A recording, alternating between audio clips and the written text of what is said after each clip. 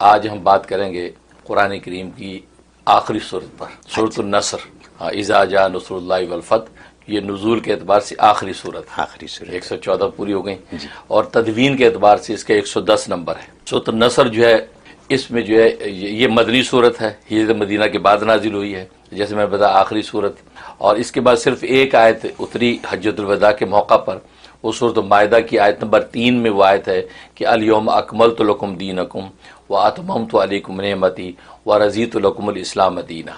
یہ جو آیت ہے یہ تکمیل دین کی بشارت سنا دی اس آیت نے، یہ آخری آیت ہے جو اتری ہے حجۃ الوداع کے موقع پر، لیکن صورتوں میں آخری صورت جو ہے وہ سورۃ النصر اتری، اس کے بعد کوئی صورت نہیں اتری اور 114 صورتیں مکمل ہو گئی۔ اس صورت میں فاتح اعظم کا ذکر ہے، یعنی سب سے بڑا فاتح۔ ظاہر آخری صورت میں فتح کا نشان ہونا چاہیے کہ جو ایک سٹرگل جو ہے 23 سال کی سٹرگل تھی، اب اس کا آخر میں ایوارڈ ملنا چاہیے، لہذا سرکار دو عالم صلی اللہ علیہ وسلم کو فاتح اعظم کا ایوارڈ مل گیا کہ آپ وہ فاتح اعظم ہیں کہ 23 سال کے مختصر عرصے میں صدیوں کی جہالت کو مٹا کے روشنی میں بدل دیا۔ انسان کا کام نہیں ہو سکتا، ہاں اللہ تبارک و تعالیٰ کی نصرت و تائید ہو تو وہ بشر پھر وہ معجزات اور دلائل پیش کر سکتا ہے کہ جس سے جو اندھیرے اجالوں میں بدل جائیں۔ تو یہ صورت میں فاتح اعظم کا ذکر ہے، اس لیے پہلی آیت میں کہا اذا جاء نصر اللہ والفتح، جب آ جائے یہ نصرت اور فتح۔ تو ظاہر ہے کہ اس کے اندر اسی حقیقت کو واضح کیا کہ نبی کریم صلی اللہ علیہ وسلم کو بشارت دے دی ہے کہ بس یہ کہ آپ نے جو کام کرنا تھا وہ مکمل کر دیا ہے۔ اب جوک در جوک جو ہے وہ جب لوگ دین اسلام میں داخل ہونے لگے اور اب جو ہے اسلام کا پرچم پورے جزیرۃ العرب کے اندر بلند ہو جائے تو پھر فسبح بحمد ربک واستغفرہ، بس اللہ تبارک و تعالیٰ کی تحمید کے ساتھ اس کی تسبیح کیجئے، پاکی بیان کیجئے، اور اپنی جو اس عرصے میں کوئی لغزش خطائیں اس کا استغفار کیجئے، کیوں کہ انہ کان توابا، کیونکہ وہ بہت خوب جو ہے توبہ قبول کرنے والا ہے۔ تو گویا کہ ان آیات میں اشارہ کر دیا بس اب یہ تکمیل دین ہو گیا، آپ کی جو منصب مکمل ہو چکا ہے اور کامیابی کے ساتھ آپ نے فتح نصرت حاصل کر لی ہے، اب آپ میرے قرب میں آ جائیں، یعنی اپنے رفیق اعلیٰ سے جا ملیں۔ اور وہی ہوا کہ آخری جو آیت اتری الیوم اکملت کی، اس کی 80 دن کے بعد سرکار دو عالم صلی اللہ علیہ وسلم رفیق اعلیٰ سے مل گئے۔ تو یہ جو ہے اس صورت کے اندر ذکر ہے۔ ظاہر ہے کہ یہ صورت جو ہے بہت بڑی بشارت تھی، چنانچہ جب یہ صورت نازل ہوئی حضرت عباس رضی اللہ تعالیٰ عنہ آپ کے جو چچا ہیں وہ زار و قطار رونے لگ گئے۔ تو پوچھا آپ رو کیوں رہے؟ اس لیے کہ اس میں تو فتح اور نصرت کا اشارہ ہے، کہ اس میں تو نبی پاک صلی اللہ علیہ وسلم کی فتح اور نصرت کی بات ہے۔ کہا کہ نہیں، یہ آپ کے بلاوے کا اشارہ ہے، کیونکہ جب فتح اور نصرت مکمل ہو جاتی ہے اور کام اپنے پائے تکمیل کو پہنچ جاتا ہے۔ رسول اللہ صلی اللہ علیہ وسلم جو صحبتیں اٹھائی تھیں، جو مشقتیں اٹھائی تھیں مکہ کی زندگی کے اندر اور مدینہ کے اندر، جو ہے سارے 10 سال آپ کے کفار کے ساتھ لڑنے میں گزر گئے تھے، اب یہ مشقتوں کے ختم ہونے کا وقت، اور اس میں آپ کو بشارت دے دی گئی ہے کہ بس اب آپ کو فتح و نصرت مل گئی۔ جب فتح و نصرت مل گئی تو نبی پاک صلی اللہ علیہ وسلم کی جو تکمیل دین کا جو مقصد تھا پورا ہو چکا۔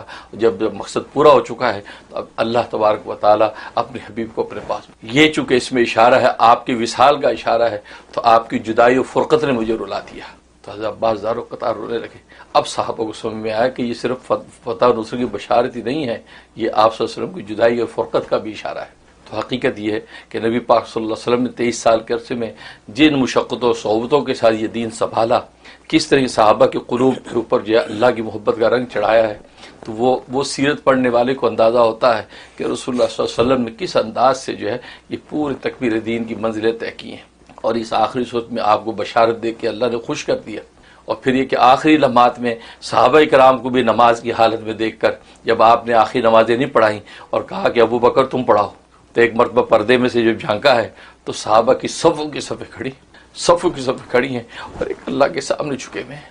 یہ نظارہ دیکھ کر رسول سے مسکرائے، خوش ہوئے کہ جو مجھے تکبیر دین کا کام دیا تھا، یہ صحابہ جو بتوں کے سامنے جھکتے تھے، یہ صحابہ جو ہے وہ جاہلیت کے اندر جو مبتلا تھے اور جاہلانہ تصورات کی وجہ سے ایک دوسرے کے خون کے پیاسے تھے، آج سب جو ہے ایک ابو بکر کی امامت میں ایک اللہ کے سامنے کھڑے ہیں۔ سب نبی پاک سے اس انداز سے جو ہے آپ کو اللہ تعالیٰ نے آخری لمحات میں اللہ نے آپ کو یہ خوشیاں عطا فرمائی کہ آپ نے یہ نظارے دیکھے۔ اس صورت میں جو ہے اس حقیقت کو واضح کیا گیا ہے۔ جہاں تک اس صورت کی جو ہے فضائل و فوائد کا تعلق ہے تو اس صورت کا ایک فائدہ یہ ہے کہ اگر انسان کے اوپر تنگ دستی ہے، پریشانیاں ہیں، تکلیفیں ہیں، خاص طور پہ کوئی گولز ہیں جس کو حاصل کرنا چاہتا ہے اور وہ حاصل نہیں ہو پاتے ہیں، تو یہ سورت جو ہے مغرب کے بعد 41 مرتبہ پڑھے، 41 ٹائم 41 مرتبہ پڑھے، اول آخر 100 مرتبہ درود شریف، 100 مرتبہ درود شریف پڑھے، بھلے وہ درود ابراہیمی پڑھ لے، بھلے کوئی بھی چھوٹا درود ہے، اول آخر 100 دفعہ درود شریف پڑھ کے جو ہے یہ پڑھے اور یہ دعا کرے، تو اللہ تبارک و تعالیٰ 41 ڈیز میں ہی انشاءاللہ اس کی ساری ناکامیوں کو کامیابیوں سے بدل۔ دوسرا اس کا فائدہ یہ ہے کہ فرمایا کہ اگر کسی شخص جو ہے پر جو ہے وہ قرض ہے، مالی قرض ہے، اور وہ قرضے کی ادائیگی کی شکل بنتی نہیں ہے اور مالی بدحالی کے اندر روز بروز ڈوبتا چلا جاتا ہے، تو اس میں مالی خوشحالی کے لیے بہت زبردست تاثیر ہے۔ 101 مرتبہ یہ صورت فجر کے بعد پڑھی جائے، دن میں فجر کے بعد پڑھ لے دی بیسٹ، ورنہ زور کے بعد بھی پڑھ سکتا ہے، تو فجر کے بعد 101 دفعہ یہ صورت نصر پڑھی جائے، اول آخر 11 مرتبہ درود شریف کے ساتھ، اور دعا کی جائے، اور یہ 71 ڈیز یہ عمل کرنا ہے۔ انشاءاللہ کسی بھی قسم کا بھی مالی تنگی اور پریشانی ہوگی، اللہ تبارک و تعالی صورت کی برکت سے اس کو مالی خوشحالی عطا فرما دے۔ اور تیسرا فائدہ یہ ہے کہ اگر کوئی شاید بے دین ہے، شوہر بے دین ہے، اولاد بے دین ہے، خود انسان بے دین ہے اور چاہتا دیندار ہو جاؤں اور ہو نہیں پاتا، حالات و اسباب ایسے بنتے نہیں ہیں، تو اس صورت میں بڑی تاثیر ہے، روزانہ 7 مرتبہ اپنے ہر کھانے پینے پہ دم کیا کرے، شوہر کے کھانے پینے پہ دم کر دے، بچوں کے کھانے پینے پہ دم کر دے، تو اللہ تبارک و تعالی اس کو دین متین کے نور عطا فرما دیتے ہیں، اس کے دل کو جو شرح صدر اسلام عطا کر دیں گے اور وہ دیندار ہو جائے گا، برے عقائد سے توبہ کر لیتا۔ اور ایک فائدہ یہ کہ اگر سرکار دو عالم صلی اللہ علیہ وسلم کا دیدار چاہتا ہے کہ زیارت رسول ہو جائے، دیدار چاہتا ہے، تو روزانہ سونے سے پہلے سرکار دو عالم صلی اللہ علیہ وسلم پر 101 مرتبہ درود شریف پڑھے، کوئی بھی چھوٹا درود پڑھ لے، 101 مرتبہ درود شریف پڑھے، درود شریف پڑھنے کے بعد 41 مرتبہ یہ سورۃ النصر پڑھے، 41 مرتبہ سورۃ النصر پڑھے، اور پھر جو ہے اللہ تعالیٰ سے یا خبیرو یا متینو، یا خبیرو یا متینو،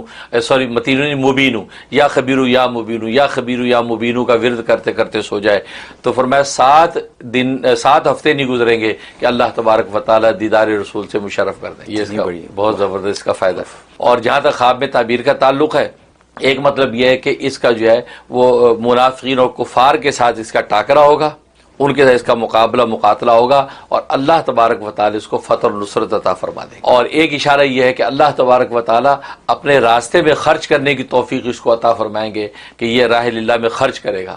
اب تک خرچ نہیں کرتا تھا، اب تک بخل کا شکار تھا، کنجوسی کا شکار تھا، لیکن اب سے اللہ تعالیٰ اس کو سخاوت کی دولت دے دیں گے اور یہ اللہ کے راستے میں مال خرچ۔ اور ایک مطلب یہ ہے کہ کسی بھی جائز مشن میں جو لگا ہوا ہے، کوئی جائز گول جو حاصل کرنے کی کوشش کر رہا ہے اور وہ حاصل نہیں ہو پا رہا ہے، تو اگر یہ صورت اس نے خواب میں پڑھی یا سنی تو اس میں بشارت ہے کہ انشاءاللہ بہت جلدی اللہ تبارک و تعالیٰ اس کو جو جائز گول ہے وہ اس کو عطا کر دے۔ خود اللہ تبارک و تعالیٰ یہ فرماتے ہیں فَلْيَنْظُرِ الْإِنسَانُ إِلَىٰ طَعَامِهِ، انسان کو چاہیے اپنے کھانے کو دیکھے، اپنے کھانے کو دیکھ کر بھی تم مجھے پالو گے۔ اور انسان کی نیچر ہے، کھانے والی چیز کو دیکھتا ضرور ہے کہ بھی کیا کھا رہا ہوں، ضرور لقمہ لگا کے دیکھتا ہے کہ ہاں لقمہ ٹھیک ہے، کھانے قابل، اب منہ میں ڈالتا ہے، بغیر دیکھے کھاتا نہیں ہے، بغیر دیکھے پیتا نہیں ہے۔ تو اللہ تبارک و تعالیٰ نے گویا کہ درس عبرت دے دیا کہ اگر کائنات کو دیکھتے نہیں، اپنے آپ کو دیکھتے نہیں، لیکن کھانا ایک ایسی چیز اس کو تو دیکھ کے کھاتے ہو، تو کھانے پر غور کرو، یہ ایک لقمہ جو تم نے منہ میں ڈالا ہے یہ کیسے تخلیق ہو کر بن کر تمہارے ہاتھ میں آیا ہے۔ اور جب کہ ایک لقمہ کھا کے ہماری داڑھ گیلی نہیں ہوتی، لیکن اللہ فرماتی ایک لقمے کی تیاری میں کتنے کارخانہ کائنات پیچھے چل رہے ہیں، اس میں گندم بھی ہے، اس میں آٹا بھی ہے، اس میں پانی بھی ہے، اس میں مرچ بھی ہے، اس میں مسالے بھی ہیں، کیا کچھ اس ایک لقمے کے اندر ہے۔ اور وہ سارے کے سارے خزانے اور ذخیرے کیسے بنے ہیں، ہر ایک کے پیچھے بڑی بڑی آج مشینریاں کام کر رہی ہیں، مرچیں کیسے تیار ہو کے آگے جو لقمے کا حصہ بنی، نمک کیسے تیار ہو کے آگے جو اس کا حصہ بنا، پانی کیسے تیار ہو کے آگے جو اس کا حصہ بنا۔ پوری کائنات کے اندر آج کی جدید دنیا میں بڑی بڑی مشینریاں کام کر رہی ہیں، اس کے بعد ایک لقمہ تیار ہو کر آپ کے ہاتھ میں آیا۔ اللہ کہتے ہیں اس لقمے میں غور کرو کیسے بنا۔ اور اس میں ایک اور بھی اشارہ ہے کہ مرنے کے بعد دوبارہ زندہ ہونے کے عقیدے کو سمجھا دیا۔ لوگ کہتے ہیں مر گئے، کھپ گئے، ذرے ذرے ہو گئے زمین میں، یا ٹکڑے ٹکڑے ہو گئے دنیا کے اندر، تو اللہ تبارک و تعالیٰ فرماتی یہ جو تم کھانا کھاتے ہو، یہ کھانے کا جو لقمہ بنا ہے، اس کے اندر جو کارخانہ کائنات اس کے پیچھے کار فرما ہے، وہ کہاں سے آیا ہے۔ تم نے یہاں بیٹھے بیٹھے پھل کہاں کے، انڈیا کے پھل کھائے، پاکستان کے آم کھائے، بنگلہ دیش کے جو دوسرے پھل کھائے، کہاں دنیا سے یہ چیزیں جو وہ برآمد ہو کے آپ کے پاس پہنچ رہی، وہاں سے درآمدات آ رہی ہیں، وہ خزانے یہاں پر پہنچے، شان مثالیں پاکستان تھی امریکہ کے اندر پہنچے، اس کے بعد تیار ہوئے اور پھر کن فصلوں کے اندر لگے، تو کائنات پوری کی پوری پھیل گئی اور کارخانہ کائنات کام کر رہا ہے، اور ساری کی ساری وہ چیزیں کھانے کی آج آپ کے ہاتھ کے اندر جمع کر دی۔ جو اتنی پھیلی کائنات کے ذرے کھانے کے جمع کر سکتا ہے، وہ انسان کی اگر ذات جو اس کھانے سے بنی تھی وہ اگر پھیل گئی، اس کو جمع کر کے کھڑا نہیں کر سکتا؟ وہ کل روز قیامت اسی طرح کھڑا کر دے گا۔ تمہیں اس کی فکر نہیں، اگر تم راکھ بنا کے پھیلا بھی دو تو اس راکھ کو کہاں سے اکٹھا کر دے گا۔ جیسے تم صبح شام کھانا اسی جسم و جان کی بقا کے لیے کھاتے ہو، وہ کھانا کہاں سے پرووائڈ ہوا ہے، کہاں سے چیزیں اکٹھی اور آج تم نے پکا کے کھا لی۔ ایسی اللہ تبارک و تعالیٰ اس انسانی ذات کے ذرے بھی اگر زمین میں پھیل گئے، اس کائنات میں پھیل گئے، ان سب کو اکٹھا کر کے کل روز قیامت میں کھڑا کر دے، اور وہاں تمہیں پوچھے گا۔ یہ نہ سمجھنا کہ زمین کے اندر گئے بس مٹی اور پیوند ہو گئے، اب کوئی پوچھنے والا نہیں، مر کے زندہ ہونا ہے۔ تو عقیدہ مات کا بھی تصور انسان کو اس سے آسان ہو جاتا ہے، کس طرح دوبارہ کھڑے کریں گے۔ تو دیکھو اللہ کی ایک کائنات اور انسان کی بندی کے اپنی ذات، یہ وہ دو ذریعے جس سے انسان کو معرفت حاصل ہوتی ہے، اور معرفت یہ وہ بنیادی چیز ہے کہ جس سے انسان کی عبادت آسان۔ اگر ایک مجلس کے اندر شعر آ جائے، بڑے بڑے پہلوان دوڑ جائیں گے کہ شعر آ گیا، کیونکہ ان کو شعر کی معرفت ہے۔ ایک چھوٹا بچہ معصوم دودھ پیتا پڑا ہے، وہ بلکہ شعر کے بال ہی پکڑ لے گا، شعر قریب اس کے بال پکڑ لے گا۔ آپ کا بڑا دلیر ہے بھائی، دلیر نہیں ہے، اس کو معرفت ہی نہیں ہے، اس کو شعر کی معرفت ہی نہیں کہ شعر آ گیا۔ پہلوانوں کو معرفت ہے تبھی اٹھ کے بھاگے ہیں، اس معصوم کو بیچارے کو وہ شعور ہی نہیں ہے کہ وہ سمجھے کہ یہ شعر ہے۔ تو دیکھو معرفت نہ ہونے سے وہ اس کے سامنے اس کی کوئی حیثیت نہیں، لیکن معرفت ہونے سے بڑے بڑے طاقت و پہلوان بھاگ رہے ہیں۔ معرفت اصل چیز۔ امام رومی رحمۃ اللہ علیہ نے واقع لکھا ہے، محمود غزنوی، سلطان محمود غزنوی یہ راتوں کے اندھیروں کے اندر گشت کیا کرتا تھا، لوگوں کے احوال پتہ کرتا تھا۔ تو ایک مرتبہ ایک رات کو جب نکلا تو کچھ لوگ کھڑے آپس میں گھیرا ڈالے کچھ مشورہ کر رہے ہیں۔ اب اس نے بھی بھیس بدلا ہوا تھا اور یہ جا کے کھڑا ہوا، پتہ چلا وہ چوروں کا گروہ ہے کہ چوری کرنے کا پلان کرنے کہ آج کہاں کی چوری کی جائے، آپس میں بات چیت ہو رہی ہے۔ اب یہ بھی جا کے کھڑے ہوئے، انہوں نے جب دیکھا بھائی تم کون ہو، تو کہنے لگے کہ میں بھی تمہیں میں سے ہی ہوں۔ اس نے یہ بھی ہمارا چور بھائی ہے، کہ چلو آ جاؤ، مشورہ ہو رہی جی چوری کرنی ہے۔ سب سے پہلے تو ہر بندہ اپنا اپنا کمال دکھائے، کس کے پاس کون سا ٹیلنٹ ہے۔ ہاں جی آپ کے پاس کیا ٹیلنٹ ہے؟ کہتے میرے پاس ٹیلنٹ یہ ہے کہ جب چوری کرنے کے لیے کسی گھر میں جاتے ہیں تو کتا جب بھونکتا ہے، اس کتا بھونکنے میں کیا پیغام دیتا ہے وہ میں پیغام پہچان جاتا ہوں۔ اور کہا بہت خوب بھائی، تم بھی کام کے آدمی ہو۔ دوسرے کہا جی تمہارے پاس کیا ٹیلنٹ ہے؟ کہتے میرے پاس ٹیلنٹ یہ ہے، میں جس کو رات کے اندھیرے میں دیکھ لیتا ہوں دن کے سویرے میں اس کو پہچان لیتا ہوں۔ کہا ٹھیک ہے تم بھی خوب ہو۔ ہاں جی آپ کے پاس کیا ٹیلنٹ ہے؟ کہتے میرے پاس ٹیلنٹ یہ کہ میرے اس مکے کے اندر اتنی طاقت ہے، اتنے زور سے دیوار میں مارتا ہوں کہ اس میں نقب لگا دیتا ہوں، سوراخ کر دیتا ہوں تاکہ چوری آسان ہو جائے۔ اور کبھی تم بھی کام کے آدمی ہو۔ اگلے سے پوچھا تمہارے پاس کیا ٹیلنٹ ہے؟ کہتے میرے پاس ٹیلنٹ یہ کہ میری قوت بازو ایسی ہے کہ میں جب کمند ڈالتا ہوں تو کمند بالکل گھر کے بالکل اوپر اس کے چھت کے اوپر جب دیوار میں اٹکتی ہے تو اس کے ذریعے سے اوپر چڑھ جاتا ہوں۔ کہا کہ یہ بھی کام کا آدمی ہے۔ ہاں جی آپ کے پاس کیا ٹیلنٹ ہے؟ کہا جی میں اس گھر کی مٹی سونگ کے بتا دیتا ہوں کہ خزانہ کہاں پہ دفن ہوئے، کہ پہلے زمانے میں زمینوں میں خزانے دفن ہوتے تھے۔ کہا مٹی سونگ کے بتا دیتا ہوں خزانہ کہاں دفن ہے۔ سب نے کہا جی بہت خوب بھائی، اب یہ تیاری کریں کہ اب یہ کس طریقے سے چوری اور کہاں کرنی ہے۔ تو کہا جی سلطان محمود غزنوی یعنی بادشاہ کے محل میں چوری کرنی ہے، بادشاہ ساتھ ہے؟ جی ٹھیک ہے چلو۔ اب یہ قافلہ چل پڑا، جیسے قریب پہنچے کتا بھونکا، جیسے کتا بھونکا تو وہاں جی کیا کہہ رہا ہے؟ کہہ رہا ہے میاں بادشاہ ساتھ ہی ہے تمہارے، جس کی چوری کرنے آ رہے وہ بادشاہ تمہارے ساتھ ہی ہے۔ لیکن لالچ بری بلا، جب آنکھوں میں مال اور خزانے کے لالچ ہوتی ہے پھر ایسے پیغام ستھرے نہیں رکھتے۔ کہا یار چھوڑی، تم کیا نحوست کی باتیں کر رہا ہے، اتنا اچھا خزانہ ہاتھ آنے والا ہے، تم خام کا کیا بات کر رہے، چپ کرو۔ اس کی سنی نہیں، چلے گئے۔ اب کمند ڈالنے والے کمند ڈالی، اور جہاں نقب لگانے نقب لگائی، سونگنے والے نے خزانہ بتایا اور خزانہ لوٹا۔ خزانہ لوٹ کے جناب باہر نکلے، تقسیم کیا، سب نے اپنا اپنا حصہ لیا، بادشاہ نے بھی اپنا حصہ لیا۔ اب جناب یہ بادشاہ نے سب کو دیکھ لیا کہ کون کہاں جا رہا ہے، ہر ایک گھر پتہ ڈھونڈ لیا۔ اب اس کے بعد اپنے اپنے گھر چلے گئے۔ صبح کو سویرا ہوا تو بادشاہ نے عدالت لگائی اور سپاہیوں کو کہا کہ فلاں فلاں گھر کے اندر فلاں فلاں چور ہے اور شاہی خزانے کو چور، اور بادشاہ وقت خود چونکہ گواہ خود دیکھ رہا ہے لہٰذا کسی اور گواہ کی ضرورت ہی نہیں ہے، سب کو گرفتار کر لو، سب کی جناب بیڑیاں ڈالی، مشقیں باندھی ہوئی، آ گیا دربار میں، بادشاہ شاہی کرسی پہ بیٹھا ہے، ہاں بھائی چوری کی تھی تم لوگوں نے، سب جی چوری کی۔ اب وہ جو رات کو دیکھ کر دن میں پہچاننے والا وہ کبھی مطمئن ہوتا کبھی پریشان ہوتا، کیونکہ وہ دیکھ رہا ہے یہی آدمی ہے جو ساتھ تھا میں، باقیوں کا تو برا حال ہے، کاٹو تو خون نہیں ہے، ان کا بیاج نہیں بچتے، لیکن وہ جو نگاہ والا وہ کبھی پریشان ہوتا ہے کبھی زرد ہوتا ہے، وہ ایمان کی کیفیت، الایمان بین الخوف والرجاء، ایمان خوف اور امید کے درمیان کی کیفیت۔ اب اس پر کبھی خوف طاری ہوتا ہے کہ کیا پتہ یہ بادشاہ یہ اپنا عہد ہی پورا نہ کرے، کبھی امید رکھتی ہے کہ نہیں دیکھو بادشاہ ہے، اس نے جب مجھ سے عہد کیا ہے تو یہ پورا کرے گا، کیونکہ ابھی اس کا ٹیلنٹ باقی ہے، باقی سب نے اپنے ٹیلنٹ دکھا دیے، اس کا ٹیلنٹ اب ظاہر ہونا ہے، تو اس کی کیفیت زبردگردو بھی ہوتی ہے، مطمئن بھی ہوتا ہے۔ اب فیصلہ ہو گیا کہ انہوں نے خزانہ شاہی خزانے پہ ہاتھ ڈالا، اور شاہی خزانہ تو بادشاہ کی ملکیت نہیں، پوری قوم کی ملکیت ہے، یہ قومی مجرم ہے، لہذا ان کو پھانسی لٹکا دیا جائے۔ اب وہ جلاد آگے پکڑ لیا، لے کے چلنے لگے، تو وہ جو آنکھ سے پہچانتا تھا اس نے کہا کہ بادشاہ سلامت، جان کی امان پاؤں تو کچھ عرض کروں؟ ہاں عرض کریں۔ کہا کہ بادشاہ سلامت، ہم نے جو عہد کیا تھا سب نے پورا کر دیا، سب نے اپنا اپنا عہد پورا کر دیا ہے، جس کا جو ٹیلنٹ تھا اسے کر دیا۔ بادشاہ سلامت اب آپ کا ٹیلنٹ باقی ہے، اور بادشاہ نے ٹیلنٹ اپنا یہ بتایا تھا کہ میں وہ مجرم جو پھانسی کے لیے فیصلہ جن کا کر دیا جائے ان کے چھٹکارے کے لیے میں داڑھی یوں ہلا دوں تو میری داڑھی کی حرکت سے ان کو آزادی مل جاتی ہے۔ کہا کہ بادشاہ سلامت اب آپ اپنی داڑھی کو ہلا دی، حرکت دیجئے تاکہ ہمیں آزادی ہو جائے۔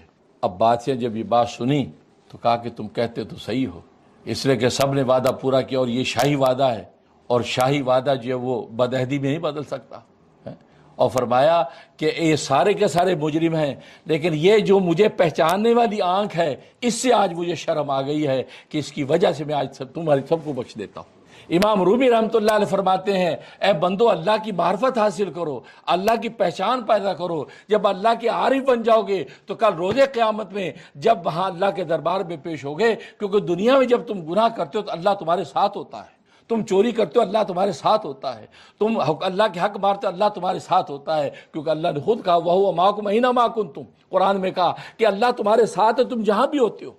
تو جیسے وہاں بادشاہ ساتھ تھا اور چور چوری کر رہے تھے اور وہ نگاہ دیکھ رہا تھا، ایسی وہ اللہ بھی ہمارے ساتھ ہے۔ آج ہم حقوق العباد فنا کرتے ہیں، حقوق اللہ پامال کرتے ہیں، جو معصیت و گناہوں میں مبتلا ہے، وہ بادشاہ وقت ہمارے ساتھ ہے۔ کل روز قیامت میں جب دربار لگے گا تو صرف بچے گا وہی جس کے پاس اس کو پہچاننے والی آنکھ ہوگی۔ اللہ اکبر، پہچاننے والی آنکھ ہوگی، اور عارف کی آنکھ نہ صرف اپنے آپ کو بچائے گی بلکہ باقی جو مجرم ہیں ان کی بھی سفارش کر کے ان کو بھی بچا دے گی۔ اس دفعہ یا عارف بن جاؤ یا عارفوں کے دامن سے وابستہ ہو جاؤ، اس لیے کہ یہ وہ آنکھ ہے معرفت کی کہ جب کل روز قیامت میں اللہ کے سامنے پیش ہوگی تو اللہ کہے کہ مجھے اس کی آنکھ سے شرم آتی ہے کیونکہ یہ آنکھ مجھے پہچانتی ہے، اور میرا وعدہ یہ کہ میں رحیم ہوں، کریم ہوں، اور میں عطا کرنے والا ہوں، آج اس کی آنکھ کی شرم رکھ کے میں تم سب کو بخش دیتا ہوں۔ یہ ہے وہ معرفت، اللہ کی معرفت کی آنکھ جب نصیب ہوتی ہے سبحان اللہ، انسان کہاں سے کہاں پہنچتا ہے، کہاں سے کہاں۔ اس لیے معرفت، تو اس کے معرفت کے دو ذریعے ہیں، ایک بندے کی ذات اور ایک اللہ کی کائنات، اور پھر جب انسان اس معرفت پہ چلتا ہے تو اس سفر کی منزلیں تین ہیں، معرفت کی تین منزلیں ہیں، ایک سیر الی اللہ، اللہ تک پہنچنا، ایک سیر فی اللہ، اللہ تبارک و تعالیٰ کے اندر غرق ہو جانا، اس کی ذات و صفات میں غوطے لگانا، اور تیسرا سیر مع اللہ، اللہ تبارک و تعالیٰ کے ساتھ چلنا۔ یہ تین معرفت کی منازل ہیں۔ سب سے پہلے سیر الی اللہ، یہ سیر الی اللہ محدود ہے کیونکہ یہ یہاں سے وہاں تک، یہ جب اللہ تک پہنچنے تک کی سیر ہے، جب اللہ تبارک و تعالیٰ تک پہنچ جاتا ہے تو یہ ختم ہو جاتی ہے۔ یہ ایسے ہی جیسے عاشق صادق اپنے محبوب کی طرف جاتا ہے، محبوب کا مکان دیکھا، محبوب تک پہنچ گیا، جب محبوب تک پہنچ گیا وہ سیر ختم ہو گئی۔ اب اس کے بعد سیر فی اللہ، سیر فی اللہ کا مطلب یہ گویا کہ وہ محبوب جب تمہیں مل گیا، اس محبوب کی ناز و ادا کے اندر غرق ہو رہا ہے، دیکھ رہا ہے اس کو، اس کی آنکھوں کو دیکھتا ہے، اس کی ہونٹوں کو دیکھتا ہے، اس کی یہ ایک ایک رعنائی کو دیکھتا ہے، ایک ناز و ادا کے اندر اس میں غرق ہو گیا۔ تو اللہ تبارک و تعالیٰ کی اس سیر فی اللہ کے اندر انسان غرق ہوتا ہے، تو یہ لامحدود ہے۔ جیسے اللہ تبارک و تعالیٰ کا حسن و جمال، اللہ کی صفات اور ذات لامحدود ہے، جب یہ عارف اس کے اندر کھبتا ہے تو وہ بھی سیر ختم نہیں ہوتی، وہ اس کے اندر ہمیشہ ہمیشہ غوطے لگاتا ہے۔ دنیا کا محبوب اگر دیکھا، اس حسین محبوب کو انسان جب دیکھتا اس میں انسان ایسا غرق ہو جاتا ہے تو دائیں بائیں کی تکلیف کا احساس نہیں رہتا، اس کی ایک ایک ادا کے اندر بر مٹتا ہے۔ لیکن بات وہی ہے کہ مر کے کسی کی زلف پہ معلوم ہو تجھے، مر کے کسی کی زلف پہ معلوم ہو تجھے کہ فرقت کی رات کٹتی ہے کس پیچ و تاب میں۔ عشق ضروری ہے، جب عشق اور معرفت نصیب ہوتی ہے تب انسان میں یہ کیفیت ہوتی ہے۔ تو سیر فی اللہ، تو اللہ تبارک و تعالیٰ کی ذات کے اندر، اس کی صفات کے اندر غوطے لگاتا ہے، اور اللہ کی ذات و صفات تو لا محدود ہے، محدود نہیں ہے، وہ کبھی ختم ہونے والی نہیں ہے۔ اور جب اللہ تبارک و تعالیٰ کی ذات و صفات میں غوطے لگاتا ہے، اس کی پہچان اچھی طرح خوب اس کے اسرار و حقائق کو پہنچ جاتا ہے، تو پھر تیسری سیر مع اللہ، اب اللہ ہوتا اور یہ بندہ ہوتا ہے۔ کوئی لمحہ ایسا نہیں ہوتا یہ بندہ اللہ کے بغیر اپنے آپ کو محسوس کرتا۔ جو قرآن نے کہا وَهُوَ مَعَكُمْ أَيْنَمَا كُنتُمْ، تم کہیں بھی ہوتی ہو اللہ تمہارے ساتھ ہے، تو اس ساتھ کا اس کو واقعی احساس ہونے لگتا ہے، صرف عقلی طور پہ عقیدہ ہی نہیں رہتا بلکہ حصی طور پہ اس کو محسوس ہونے لگا کہ اللہ واقعی میرے ساتھ ہے۔ یہ سیر مع اللہ، اور جب اللہ اس کے ساتھ ہونے کا تصور قائم ہو گیا تو پھر اس کی بات معصیت و گناہ کا سوال نہیں، پھر اللہ کے حکم کو توڑنے کا سوال نہیں، پھر تو اللہ تبارک و تعالی کا رضا اور اللہ تبارک و تعالی کی محبت ہی کے اندر چلتا رہتا۔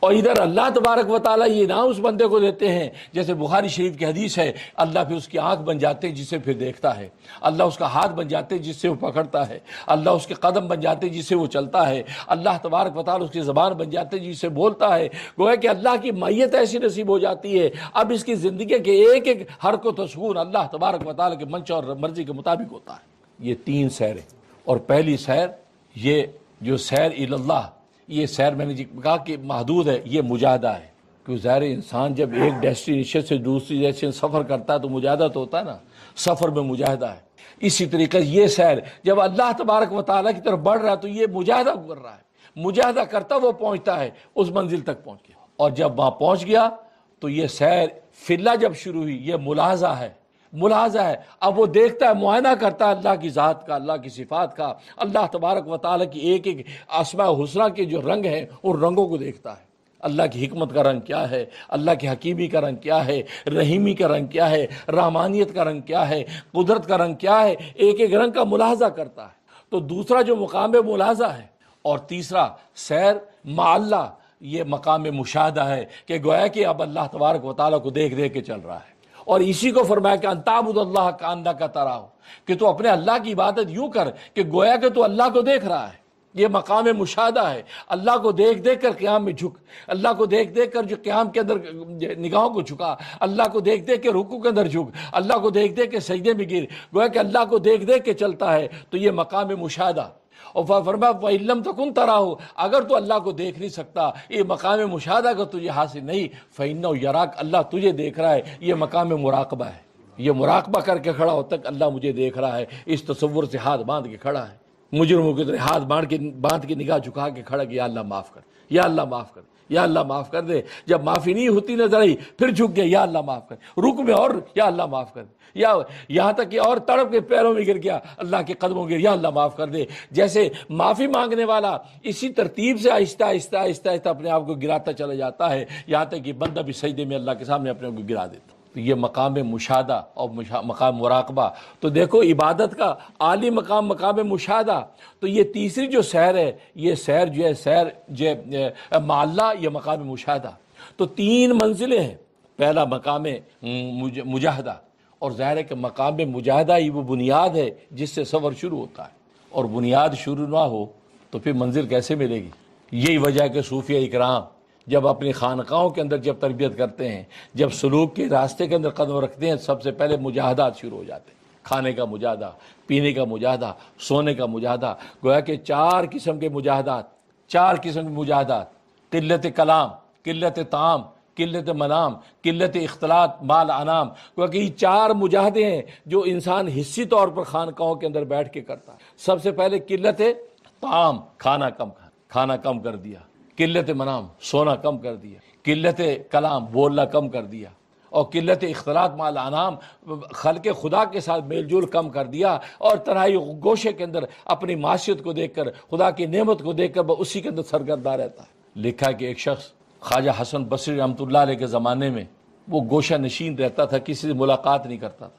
خواجہ حسن بصری رحمۃ اللہ علیہ وہ واحد شخصیت تھی بغداد میں، بصرہ میں، کہ حضرت علی مرتضیٰ رضی اللہ تعالیٰ عنہ نے وہاں کے تمام خطیبوں اور مقرروں کی تقریریں سنی، ان کے بارے میں معلومات حاصل کی، سب پر پابندی لگا دی، کوئی بیان نہیں کرے گا، صرف ایک بندہ بیان کرے گا، وہ خواجہ حسن بصری۔ آپ نے ان کو اجازت دی، آپ کو واعظ اور بیان کرنے کی اجازت ہے۔ گویا کہ یہ بتا دیا جو اپنے آپ کو واعظ کرے، اصل واعظ وہ ہے، جو دوسروں کو واعظ کرے اس کا مطلب وہ اصل واعظ نہیں ہے۔ کیا مطلب؟ مطلب ہے کہ اپنے آپ کو کہو کہ نمازی بن جا، اپنے آپ کو کہو روزے دار بن جا، اپنے آپ کو کہو تقوی اختیار کر لو، اپنے آپ کو کہو کہ ماں سے گناہ سے بچ جائے، دوسروں کو نہیں کہے، اپنے آپ کو کہے۔ بظاہر وہ تقریر یوں کر رہا ہے جب دوسروں کو کہہ رہا ہے، لیکن حقیقت وہ اپنے آپ کو کہہ رہا ہوتا ہے۔ اصل واعظ فرمانا یہ ہے، اور فرمایا حسن بصری وہ اصل واعظ ہے کہ جو اصل میں کہتا تو لوگوں کو ہے، لیکن اصل میں سبق اپنے آپ کو سناتا ہے۔ کیونکہ انسان جب کسی کے عیب سے اشارہ کرے یار اس کے اندر یار یہ عیب ہے، تو فرمایا کہ ایک انگلی اس کے ایک عیب بتاتی ہے اور یہ چار انگلیاں آپ کی طرف لوٹ رہی ہیں، آپ کے چار عیب بتا رہی ہیں۔ لیکن یہ غافل واعظ اس پر نگاہ نہیں کرتا، تیرے چار عیبوں کی خبر دے رہی ہے اور ایک پر سرزنش کر رہا اور چار کی تجھے فکر نہیں۔ اس لیے فرمایا سے خواجہ حسن بصری واعظ کرے گا۔ اب دنیا جوگ در جوگ ان کے واعظ میں آتی، پتہ چلا کہ وہ فلاں شخص واعظ میں نہیں آتا۔ حضرت کہا چلو بھائی اس سے ملاقات کے لیے چلتے ہیں۔ اب ان کی ملاقات کے لیے گئے، کہا کہ خواجہ حسن بصری ملنے آئے۔ اچھا ملاقات ہوگی، بیٹھ گئے، سب خیریت ہے، ٹھیک ہے، آپ میل ملاقات نہیں کرتے کہیں؟ کہتے نہیں بس میں بڑے ضروری کام میں مصروف ہوں۔ اچھا بہت ضروری کام، بہت ضروری کام۔ کہا آپ خواجہ حسن بصری سے بھی کبھی ملے، ان کے واعظ میں کبھی گئے؟ کہا کہ نہیں، جس ضروری کام کی وجہ سے میں اور لوگوں کو نہیں مل سکتا، اسی ضروری کام کی وجہ سے میں خواجہ حسن بصری کے پاس بھی نہیں جا سکتا۔ وہ بڑے حیران کو، اچھا بھائی کون سا ضروری کام ہے؟ کہا کہ معاف کیجئے گا، ہم پوچھ سکتے ہیں کہ کون سا ایسا ضروری کام ہے کہ خواجہ حسن بصری کے پاس بھی آپ نہیں جا سکتے؟ ابھی خواجہ صاحب خود پوچھ رہے ہیں۔ کہا کہ ضروری کام اصل میں جس دن وہ ضروری کام میرا پورا ہو جائے گا اس دن انشاءاللہ میں میل ملاقات کروں گا۔ کہ ضروری کام ہے کیا؟ کہا کہ ضروری کام اصل میں یہ ہے، میں جیسے صبح اٹھتا ہوں تو میں مراقبے میں چلا جاتا ہوں، تو میں اللہ کی نعمتوں کے بارے میں سوچنے لگتا ہوں کہ اللہ نے کیا کیا نعمتیں مجھے دی ہیں۔ اب وہ اتنی لامحدود نعمتیں ہیں کہ سوچتے سوچتے تھک جاتا ہوں، وہ ختم نہیں ہوتی۔ اور پھر اس کے مقابلے میں اللہ کو کیا دے رہا ہوں؟ معصیتیں، گناہ، میں پھر اپنے گناہوں کو گننے لگتا ہوں، وہ اتنی لمبی لسٹ بن جاتی، ختم نہیں ہوتی۔ تو صبح شام اب اس کی نعمتیں گنتا ہوں، اپنے گناہ گنتا ہوں، اسی ادھیڑ بن میں لگا ہوں۔ جب یہ ساری ادھیڑ بن پوری ہوگی تو میں نکل کے لوگوں سے ملوں گا۔ تو حسن بصری سنا، کہا واہ واہ سبحان اللہ، تو حسن بصری سے بھی زیادہ عقل مند نکلا۔ حسن بصری سوچتا تھا کہ میرے واعظ میں آئے گا خدا کو پائے گا، تو نے تو وہ پا لیا کہ جس کو کسی واعظ کی ضرورت ہی نہیں ہے۔ بھائی یہی وہ اصل مراقبہ، اپنے گناہوں کو سوچو اور پھر اللہ کی نعمتوں کو سوچو، اسی میں انسان لگا رہے تو اللہ کی نعمت اتنے بے شمار ہے کبھی ختم نہیں ہوتی، تو یہ مراقبہ بھی کبھی ختم نہیں ہوتا۔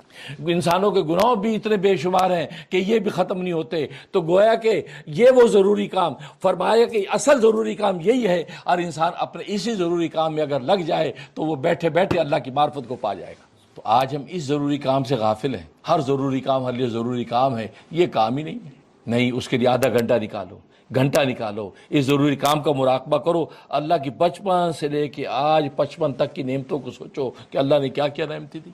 پھر اس کے مقابلے میں ہماری حالت کیا، ہماری معصیتیں، ہمارے گناہ، پھر ہماری عبادتیں بھی معصیت ہی ہیں۔ ہماری کہنے کو عبادت ہے، لیکن کیا عبادت ہے؟ حضرت حکیم الامت تھانوی رحمۃ اللہ علیہ فرماتے ہیں، میں ایک مرتبہ دوپہر کے وقت بیٹھا تھا، ایک طالب علم آیا، کہا حضرت اجازت ہو میں کچھ خدمت کر دوں؟ فرمایا کر دو۔ آپ جانتے پہلے زمانے میں بڑا سارا پنکھا ہوا کرتا تھا، بڑا سا پنکھا بزرگوں کو یوں جولتے تھے، وہ پوری مجلس کو بھی لگتا تھا، بزرگوں کو بھی ہوا جاتی تھی، یا وہ رسی سے بندھا ہوتا تھا، اس کو بیٹھا ایک آدمی کرتا رہتا تھا۔ اب اس نے پنکھا اٹھا لیا، مجھے پنکھا جھولنے لگا۔ اچھا وہ اتنی بے تمیزی سے پنکھا جھولا کہ میرے سر کا اور کان کا مارجن پنکھے کا اس کو پتہ نہیں چلتا، کبھی میرے کان پہ پنکھا مار دیتا ہے، کبھی میرے سر پہ پنکھا مار دیتا ہے، یوں، اور غافل یہ پنکھا جھولے جا رہا ہے۔ اب میں بیٹھا ہوں، کان بچاتا ہوں، سر بچاتا ہوں، یعنی پورا ٹینشن میں صورتحال۔ اب وہ اس سے 10-20 منٹ بھی خدمت کی، اس نے کہا جی استاد جی میرا سبق کا وقت ہو گیا، میں چلا جاؤں؟ فرمایا ہاں ہاں بالکل بالکل چلے جاؤ۔ میں تو انتظار میں تھا جائے بھائی، اب مربت لحاظ میں نے صبر کیا کہ بھائی یہ کیا جو وہ پنکھا جھول رہا ہے۔ فرمایا کہ میں نے جو اس کی اس اذیت پہ جو صبر کیا، اللہ تبارک و تعالی مجھے علم عظیم عطا فرمایا۔ یہ صبر عجیب چیز ہے، صبر کرنا سیکھ جاؤ، خدا کی قسم۔ اوہو بخاری کی حدیث ہے. اب عمر فاروق رضی اللہ تعالیٰ فرماتے ہیں دنیا میں بہترین شاندار چیز جو دنیا میں ہمیں عطا کی ہے وہ صبر ہے. فرمایا صبر سے شاندار کوئی چیز دنیا میں اللہ نے ہمیں نہیں دی. صبر ایسی چپ رہے تا موتی ملسن صبر کرے تا ہیرے. چپ رہے تا موتی ملسن صبر کرے تا ہیرے. پاگلا وانگو روڑا پاوے نہ موتی نہ ہیرے. صبر ایسی چیز ہے ایسی. حضرت یعقوب علیہ السلام 23 سال ہو گئے یوسف علیہ السلام گم ہے. 23 ایئر رو رو کے بالکل کمزور ہو گئے. اب 23 سال کے بعد گھر سے باہر نکلے تو پڑوسی مل گیا. کہا جی حضرت خیریت ہے کیا ہوا آپ کی حالت اتنے کمزور بیمار ہے کیا ہوا؟ کہا کہ نہیں کیا بیٹا گم ہو گیا ہے. اس کا صدمہ یوسف گم ہو. اچھا اوہ کیا پتہ نہیں کچھ پتہ نہیں. اب بیٹا مر جائے تو صبر آ جاتا ہے لیکن گم ہو جائے تو صبر نہیں آتا. کس حال میں ہوگا کہاں ہوگا سویا کہ نہیں سویا کھایا کہ نہیں کھایا یہ حالت ہوتی ہے. اب اسی صدمے میں تو پڑوسی نے سنا ہو بڑا دکھ ہوا کہ بس اسی میں رو رو کے غم میں گھل گیا ہوں. یہ اتنی بات کی واپس گھر میں آئے اللہ تبارک و تعالیٰ کی طرف سے وحی آ گئی یعقوب ہماری شکایتیں پڑوسیوں کو لگاتے ہو کیا بگاڑ لیں گے تمہارے پڑوسی ہمارا.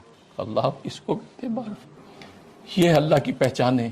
یہ واقعات اللہ کی پہچان دیتے ہیں. آج ہم ہر جگہ ہر بات کہتے پھرتے ہیں تمہیں کیا پتہ اللہ نے اوپر سے کہہ دیا ہماری شکایتیں کرتے ہو کیا بگاڑ لیں گے لوگ ہمارا. عقباہا اس کی جہاں شانت ہوا کہ اس کو انتقام کا ڈر ہی نہیں کون پیچھے آئے گا اس کے. شکایتیں کرتے ہو.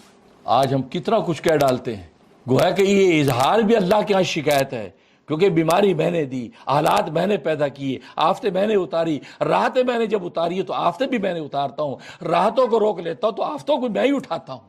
صبر تو کرو میری طرف تو نگاہ اٹھاؤ. کانپ گئے یعقوب علیہ السلام. کیا کہا کیا انما اشکو بسی وحزنی اللہ. اے اللہ بس آج کے بعد میری شکایت اور شکوہ تیرے دربار میں ہوگا. اب میں تیرے غیر کے سامنے شکوہ نہیں کروں گا. گویا کہ حالانکہ ایک نارمل بات ہے لیکن ظاہر یعقوب کا مقام بلند ہے اور اللہ نے ان کو جو مقام عالی عطا کرنا ہے ان کو تو انبیاء بنی اسرائیل کا باپ بنانا ہے. لہذا یعقوب علیہ السلام کی نسل کے اندر کتنے ہزار 35,000 نبی آئے 35,000 جو بنی اسرائیل میں سے ہیں 35,000 نبی. بلکہ مفتی اعظم پاکستان مفتی شفیع صاحب رحمۃ اللہ علیہ معرف القرآن میں لکھتے ہیں 10 نبی بنی اسرائیل میں سے نہیں ہیں. 10 کو مائنس کر دیں باقی سارے کے سارے نبی بنی اسرائیل میں سے سب یعقوب علیہ السلام کی اولادوں میں سے. جس یعقوب پہ اتنی بڑی آزمائش یوسف کی آئی اور جب اسے صبر سیکھ لیا اللہ تبارک و تعالیٰ نے ہزاروں نبی اس کی نسل کے اندر پیدا کر. یعنی کہ وبشر صابرین صبر کرنے والوں کو بشارت سنا دیجئے. اس کی حقیقت راز میں رکھی فرمایا کہ وہ دوں گا کہ جو بیان میں بھی نہیں آ سکتا. صبر تو کرے. اور آج ہم اتنے بے صبرے ہیں ایک ایک چیز پہ بے صبر. روٹی وقت میں ملی نہیں ملی سب بے صبرا. پانی ملا بے صبرا. یہ بے صبرا. کپڑے ملے بے صبرا. کبھی بیوی پہ چڑھ دوڑتے ہیں کبھی اولاد پہ چڑھ دوڑتے ہیں کبھی ماحول معاشرے کی شکایتیں. کیا بے صبری نہیں. صبر کرو گے تمہیں وہ ملے گا سوچ نہیں سکتے.